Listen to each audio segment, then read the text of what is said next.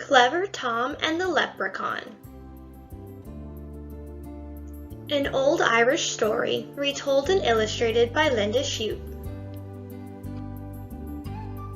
One fine day, on Lady Day in the harvest, Tom Fitzpatrick took a ramble down the lane. Click, clack, he heard through the hedge. So Tom tiptoed closer to take a look. The clacking sound stopped when Tom peeped through the bushes, and in the shadow, what did he see? Why, a big gallon pitcher and a teeny tiny man with a brown leather apron and a three-cornered hat.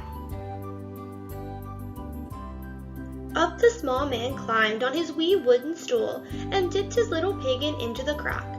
Then he settled down with his full mug beside him to hammer on the heel of a fairy-sized shoe. By the powers, thought Tom, it's a leprechaun. If I catch him and scare him, he'll give me his gold. Since I'm a clever fellow, that should be simple. Before the sun sets, I'll have my fortune made. Tom stared at the leprechaun and tried not to blink. He knew if he looked away, the old man would escape. Then he crept up quite near and tipped his hat politely, saying, "Good day to you, neighbor. Blessings on your work." "Thank you kindly," said the small one, but he never looked up. He just kept on tapping at the heel piece of the brogue.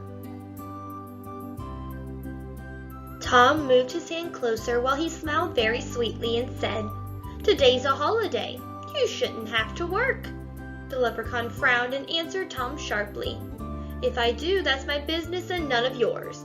Instead of pestering me, young man, you ought to be watching your father's fields. Look there, the cows have broken into the oats. See, they're knocking the corn all about." Cows in the cornfield? Tom's head started turning. But he wasn't fooled by the leprechaun's trick. Quickly he grabbed the sly fellow and cried, "Now you're my prisoner. Tell me, where is your gold?" The leprechaun wiggled and twisted and whined, "I'm just a poor man." But Tom held him fast. "You and I both know you're lying," said Tom, and he made a fierce, frightening face. Finally, the leprechaun quit squirming and said, "Tom Fitzpatrick, you're too clever for me. I see you are after my buried treasure, so I will have to show you where it is hid." With his eye on the bitty man locked in his fist, Tom followed where the leprechaun led him. He traipsed over a hill and under some hedges, through a ditch and across a peat bog. At last, just when Tom feared he had been hoodwinked, he found himself in a great field of weeds. "Dig there," said the leprechaun, pointing to a bush. "Deep under that bullion is where I put my gold." "Thunderation," said Tom. "I need to fetch my spade, but when I return I'll be lost. There are 40 acres of bullions here, and each plant looks just like the other." Still watching the leprechaun, Tom figured out a plan. He tied his bright red garter on the bush. "Swear, you old rascal, that you won't take this off while I run back to get my spade." "That I will promise you," the little man said. Tom grinned, knowing leprechauns always keep their word. "Now, since I have shown you where my treasure is, I don't suppose you'll need me anymore." "No," said Tom, "my fortune's made. You may go, and good luck go with you." "Then, goodbye, Tom Fitzpatrick," said the leprechaun. "May you do much good with what you find."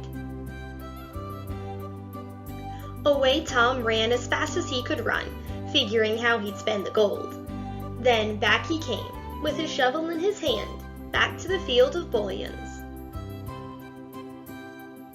But when he got there, lo and behold, a garter just like his own was tied to each and every bush as far as he could see.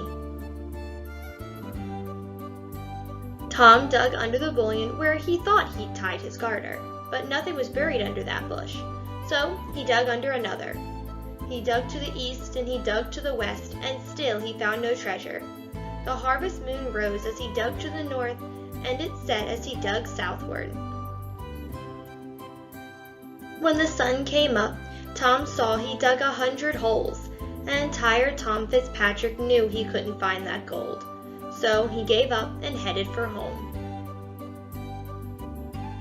From then on, Tom always carried his spade, and he never stopped listening for a tapping in the field. Every chance he got, he'd tell how he nearly found the gold. And since I'm a clever fellow, Tom would end his tale, the next time I catch that leprechaun, I'll have my fortune made.